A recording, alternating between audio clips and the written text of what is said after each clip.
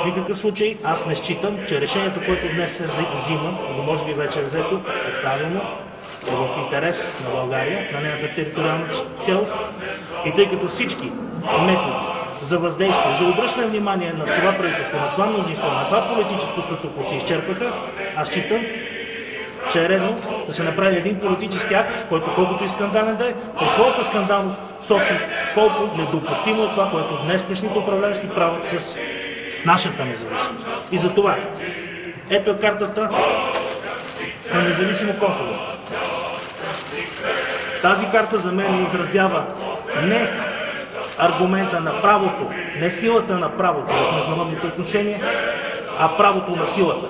Защото Косово бе установено и наложено като държава само с аргумента на силата. Моята реакция е тази. Аз те признавам независимо Косово. Благодаря.